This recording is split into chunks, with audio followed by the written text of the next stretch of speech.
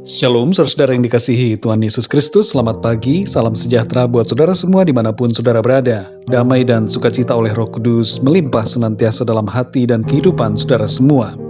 Sebelum kita mendengarkan renungan firman Tuhan, mari sama-sama kita berdoa. Bapa kami yang di surga, Bapa di dalam nama Tuhan Yesus Kristus, Bapa yang baik dan penuh dengan kasih, kami mengucap syukur untuk perlindungan-Mu di sepanjang malam hingga pagi hari ini. Kami ada pada saat ini semuanya ini karena anugerah dan karena kemurahan Tuhan. Bukan karena kehebatan kami, tapi semua karena kasih-Mu. Pada saat ini ya Tuhan, kami mau mendengarkan sabda kebenaran firman-Mu. Urapilah setiap kami yang mendengar, supaya kami dapat mengerti akan isi hati-Mu bagi kami. Terima kasih ya Tuhan. Dalam nama Tuhan Yesus Kristus kami berdoa. Haleluya. Amin. Saudara yang dikasihi Tuhan, ayat renungan kita pada saat ini terdapat di dalam surat Yakobus pasal 4 ayat yang ke-17. Tertulis demikian, jadi jika seorang tahu bagaimana ia harus berbuat baik, tetapi ia tidak melakukannya, ia berdosa. Saudara yang dikasihi Tuhan, semakin kita mengenal Tuhan, semakin lama kita mengiring Kristus, hidup kita akan mengalami perubahan yang semakin menuju kepada kesempurnaan Kristus. Kalau dulu kita terikat dengan dosa, maka setelah ikut Tuhan selama 5 tahun misalnya, kita tidak akan lagi jatuh bangun dengan dosa yang sama terus-menerus. Kita harus sudah naik pada level yang baru. Pikiran kita diubahkan menjadi baru di dalam Tuhan, dan hati nurani kita dimurnikan, sehingga sikap hidup kita pun berubah menjadi baru, semakin berkenan kepada Tuhan. Kita tidak lagi jadi orang yang tinggal di pelataran, tapi kita masuk dan berada di ruang Maha Kudus. Dalam skema kemah tabernakel ataupun bait suci, terdapat bagian luar, kemudian ada bagian halaman, di mana ada mezbah korban bakaran di situ. Lalu di situ ada bangunan, di mana di dalam bangunan kemah itu ada ruang kudus, dan juga ruang Maha Kudus. Ruang Maha Kudus hanya bisa dimasuki oleh para imam yang telah menguduskan dirinya dari berbagai macam dosa. Level kehidupan kita, saudara, hendaknya berada di ruang Maha Kudus.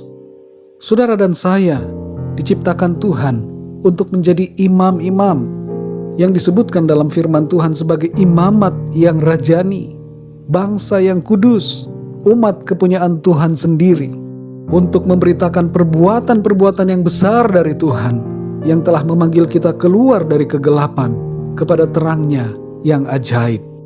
Saudara yang dikasihi Tuhan, dalam Yakobus 4 ayat 17 ini dikatakan, jadi jika seorang tahu bagaimana ia harus berbuat baik, tetapi ia tidak melakukannya, ia berdosa. Ukuran hidup kita setiap hari adalah ayat ini, saudara.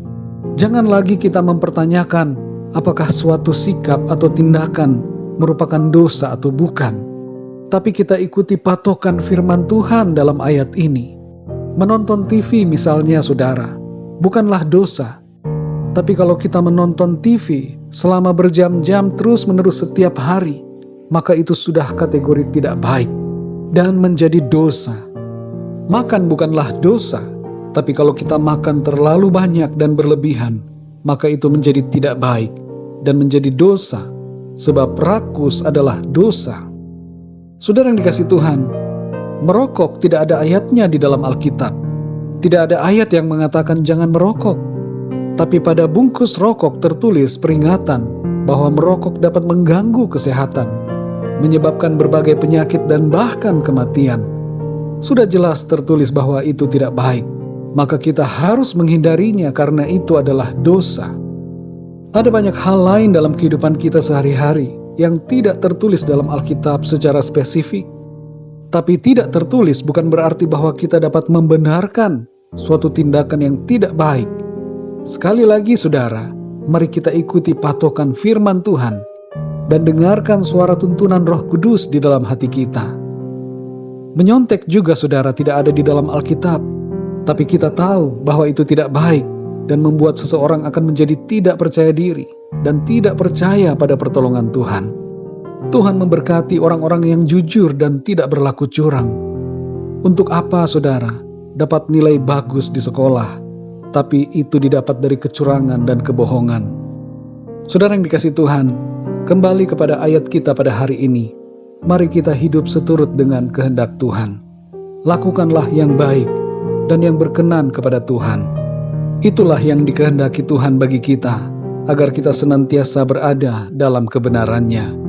Kalau kita hidup benar di hadapan Tuhan, kita akan mengalami berkat-berkat Tuhan dalam kehidupan kita.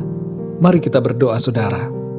Bapa kami yang di surga, Bapa di dalam nama Tuhan Yesus Kristus, kami mengucap syukur untuk firman-Mu ya Tuhan, yang mengajarkan kepada kami untuk hidup benar di hadapan-Mu. Seringkali Tuhan kami sudah tahu bahwa sesuatu yang akan kami lakukan bukanlah sesuatu yang baik, tapi kami mencari pembenaran.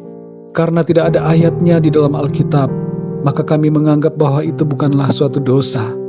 Padahal Roh Kudus-Mu sudah berbicara kepada kami dan memperingatkan kami, tapi kami seringkali mengabaikan ya Tuhan. Ampuni kami yang seringkali tidak taat dan keras kepala terhadap tuntunan-Mu. Tolong kami ya Tuhan, supaya kami menjadi pribadi-pribadi yang terus hidup berkenan di hadapan-Mu, mau belajar dan mau taat dengar-dengaran kepada apa yang menjadi kehendak-Mu Tuhan. Terima kasih untuk firman-Mu. Pimpin hidup kami ya Roh Kudus, supaya kami selalu ada di dalam jalan-jalan-Mu. Terima kasih ya Tuhan. Di sepanjang hari ini, kami mohon pimpinan Tuhan, penyertaan Tuhan atas kami, dalam segala sesuatu yang kami kerjakan dan lakukan. Apapun aktivitas kami ya Tuhan, biarlah di dalam semuanya itu, kami tidak melenceng dari kebenaran firman-Mu, tapi kami senantiasa ada dalam kebenaran firman Tuhan.